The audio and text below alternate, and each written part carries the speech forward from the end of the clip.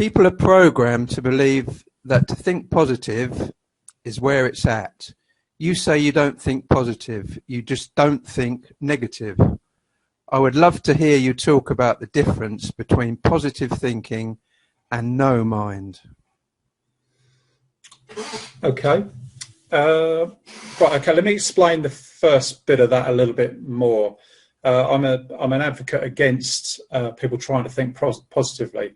The problem is it's all about effort, and if you have to try and force things, I'm sure virtually everybody on this call has read about positive thinking and how you've got to think positive and all that sort of thing.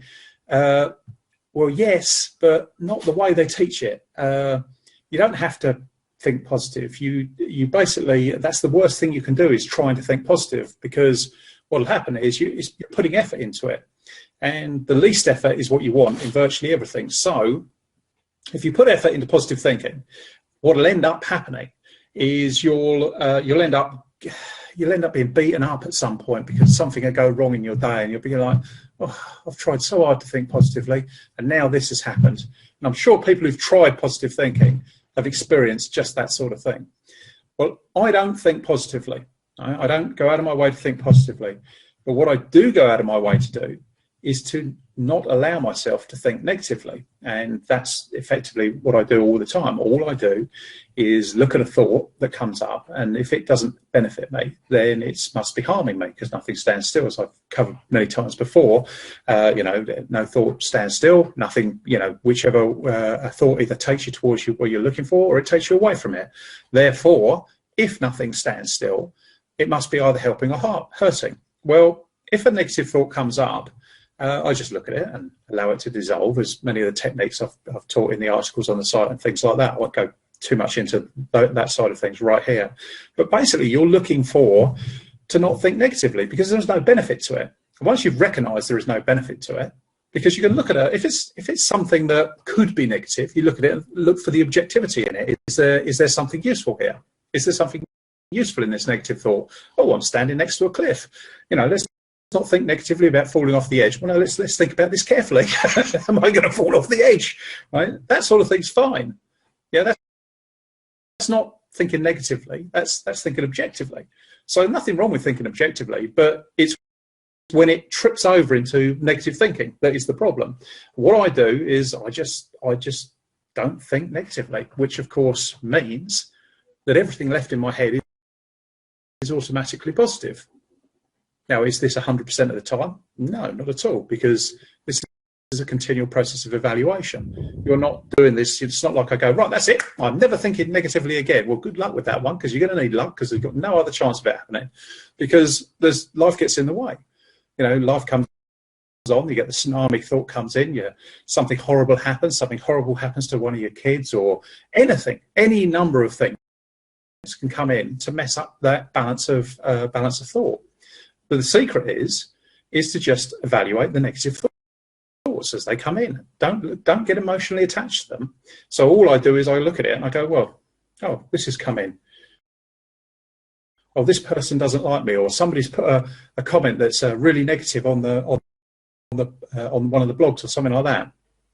I'm not emotionally attached to it. I look at it and I evaluate it. Is there some way of this helping me? Is there some way of this helping other people by me answering this question? How can I use this? This has happened, therefore it's what I obviously have required to have happen.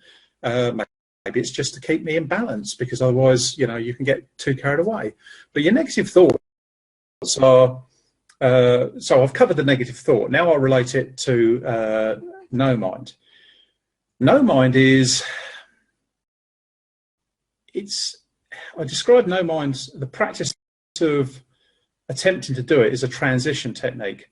But once you actually get to the stage of being able to call in no mind on demand, it's not, it's literally nothing. So you are just being, which is your natural state. And when you're in your natural state, of course, that's actually really a really positive place. It's a really good place to be. So it's naturally positive thinking, if you like, but it's not putting any effort into it.